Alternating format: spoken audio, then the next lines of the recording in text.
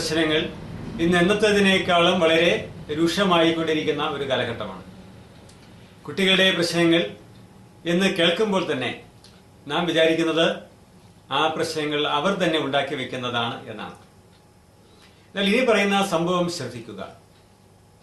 ഞാൻ പറയുന്ന സംഭവത്തിലെ കുട്ടി സ്വരൂപ് എന്നാണ് അവന്റെ പേര്.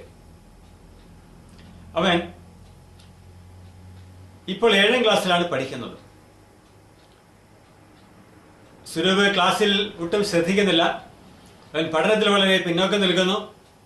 അധ്യാപകരുമായി തീരെ സഹകരിക്കുന്നില്ല. അവൻ ക്ലാസ്സിൽ തീരെ ശ്രദ്ധിക്കാതെ അങ്ങുമിങ്ങും നോക്കിയിരിക്കുന്നു. ഇങ്ങനെ പോകുന്ന പ്രശ്നങ്ങൾ.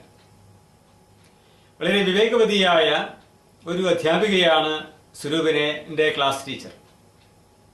ടീച്ചർ ഇവന്റെ പ്രശ്നം കണ്ടറിയുകയും മനസ്സിലാക്കുകയും ചെയ്തതിനു ശേഷം അവന്റെ അമ്മയെ വിളിച്ച് അവന്റെ പ്രശ്നത്തെക്കുറിച്ച് അവന്റെ അമ്മയുമായി ചർച്ച ചെയ്തു.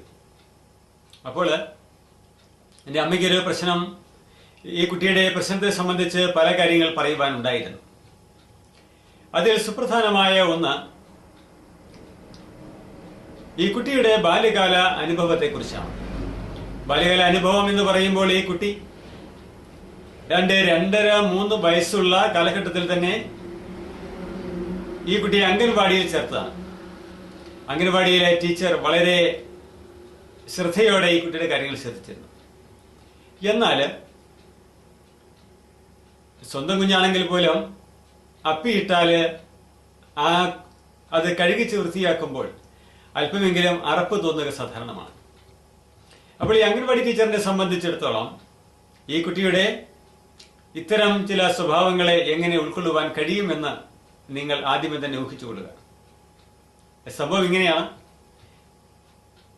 ഈ കുട്ടി അംഗൻവാടിയിൽ ചെല്ലുമ്പോൾ അവിടെ വെച്ച് ഈ കുട്ടി അറിയാതെ തന്നെ കുട്ടിയുടെ ജട്ടിയിലും മറ്റും മോഷൻ പോവുക സാധാരണമാണ്.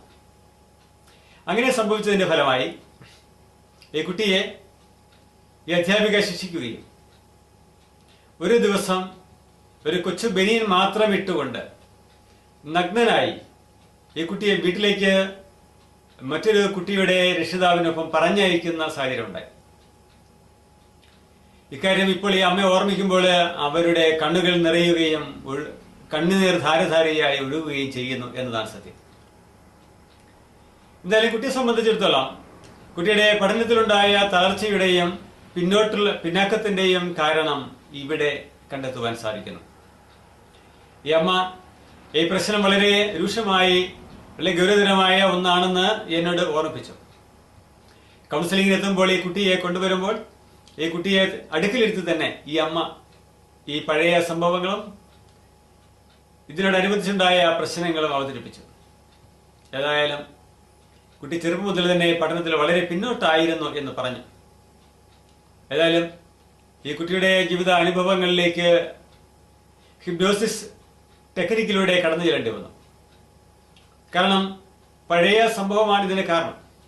അവളെ പഴയ സംഭവങ്ങളിലേക്ക് കടന്നു ചെല്ലുവാനായി ഏജ് റിഗ്രഷന്റെ വളരെ മൈന്യൂട്ടായിട്ടുള്ള ഒരു ആപ്ലിക്കേഷൻ ലെവലിലൂടെ ഈ കുട്ടിയുടെ ബാല്യകാല സംഭവങ്ങളിലേക്ക് കടന്നു ചെന്നു. അപ്പോഴാണ് പഴയ സംഭവത്തിന്റെ വേദനയും ദുഃഖവും ഈ കുട്ടിയിൽ ഇപ്പോഴും ശക്തമായി നിൽക്കുന്നു എന്ന് കാണുവാൻ കഴിയുന്നത്.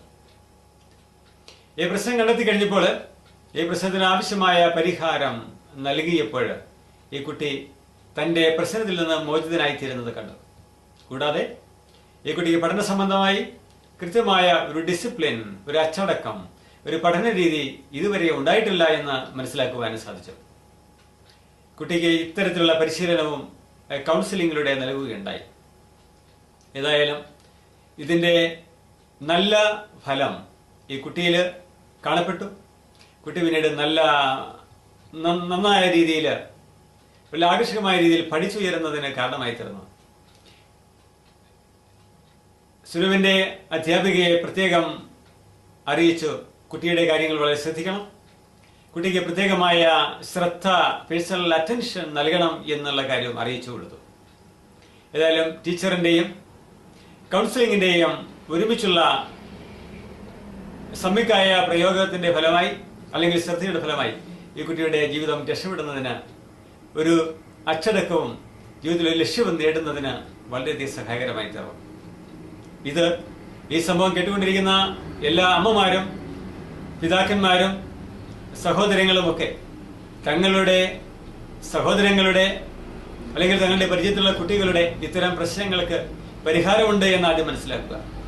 കുട്ടികൾ പഠിക്കുന്നില്ല, അവർ പിന്നോക്കം പോകുന്നു എന്ന് പറയുമ്പോൾ തന്നെ അവരുടെ പ്രശ്നങ്ങൾക്ക് പരിഹാരം കൗൺസിലിംഗിൽ, സൈക്കോളജിക്കൽ ട്രീറ്റ്മെന്റുകളിലൂടെ ഉണ്ട് എന്ന് ആദ്യം മനസ്സിലാക്കുക. അതിനായി കുട്ടികളെ പ്രശ്നങ്ങളെ മനസ്സിലാക്കി അതിനെ പരിഹരിക്കുവാൻ മനസ്സ് കാണിക്കുന്ന തയ്യാറുള്ള കൗൺസിലേഴ്സിന്റെ അടുക്കിലേക്ക് കുട്ടികളെ നയിക്കുക. അവരുടെ പ്രശ്നങ്ങൾക്ക് പരിഹാരം കണ്ടെത്തുക. കുട്ടികളുടെ ഭാവിയെ ഭദ്രമാക്കി തീർക്കുക. ഒരു പ്രശ്നമോ അല്ല, ജീവിതം തന്നെ ഒരു പ്രശ്നമോ? എല്ലാം ഒന്ന് പെയ്തൊഴിയുമെങ്കിൽ എന്ന് നിങ്ങൾ ആഗ്രഹിച്ചിട്ടില്ലേ? അതെ, എല്ലാം പെയ്തൊഴിയുവാൻ മനസ്സ് തുറക്കും. നിങ്ങളുടെ സഹായത്തിന് help line numbers 9496379230, 9847304999, email at gkalapura@gmail.com, counselorsforum@gmail.com.